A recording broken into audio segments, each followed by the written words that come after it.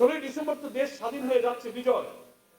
ইতিমধ্যেই আনুষ্ঠানিকভাবে সরোয়ার্দী উদ্যান অর্থাৎ তদানীন্তন রেসকোর্স ময়দানে মুক্তিযুদ্ধের আত্মসমর্পণে যে দলিল স্বাক্ষরিত হলো, পূর্বাঞ্চলের যে কমান্ডার ছিল এদেশে পাকিস্তানি সেনার জেনারেল নিয়াজি, আর ভারতের এই কমান্ডের প্রধান ছিলেন জগজিৎ সিং অরোরা। রেসকোর্স ময়দানে তারা আত্মসমর্পণের দলিল যে স্বাক্ষর হয়েছিল সেটা হয়তো 16ই ডিসেম্বর। তার মাত্র দুদিন আগে ইতিহাস, মুক্তিযুদ্ধের ইতিহাস তো সব আমাদের ঘরে না, সবার ঘরেই কিন্তু আছে, পড়ে দেখবেন। 16ই ডিসেম্বরের এক সপ্তাহ আগ থেকে কিন্তু বাংলাদেশের বিভিন্ন জেলা শহরের পতন ঘটছে এবং পাকিস্তানি সেনার আত্মসমর্পণ করে এক এক দিকে কিন্তু বিজয় করতে যাচ্ছে। তারা যখন রাজধানীতে আসছে 16ই ডিসেম্বরে, তখন এই বিজয়ের অনুষ্ঠান করে রেসকোর্স ময়দানে তখন আত্মসমর্পণ অনুষ্ঠানটা কিন্তু অনুষ্ঠিত হয়েছে। বাংলাদেশের সকল জেলায়, সকল নগরে, সকল শহরে কিন্তু একই দিনে আত্মসমর্পণের ঘটনা ঘটেনি। সমস্ত শহর এক একদিন পতন ঘটেছে, পরাজিত হয়েছে। পাকিস্তানি সৈন্যরা অস্ত্র জমাতিয়ে পলায়ন করছে, ঢাকার দিকে ফিরেছে, ক্যান্টনমেন্টের দিকে গিয়েছে। তারা জীবন বাঁচানোর জন্য ব্যস্ত ছিল। সেনা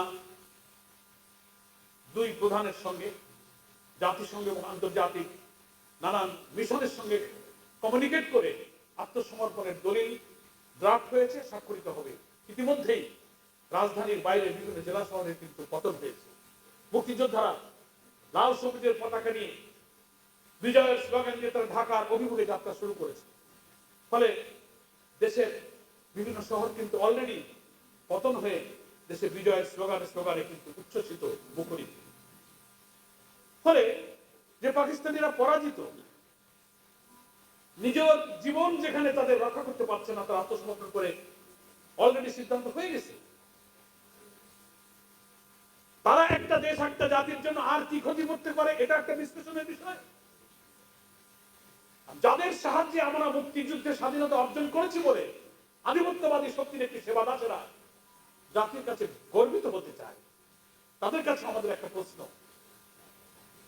খুব ইম্পার্শিয়াল নিরপেক্ষ বিশ্লেষণ করে আপনারা দেখুন, ভারত আমাদের স্বাধীন দেশ হোক, দুনিয়ার বুকে মাথা উঁচু করে কি গর্বিত, সভ্য, স্বাধীন জাতি হিসেবে জাতীয় সত্তা নিয়ে দুনিয়ার কারোর কাছে আমরা মাথা নত করবো না, পদনত থাকবো না।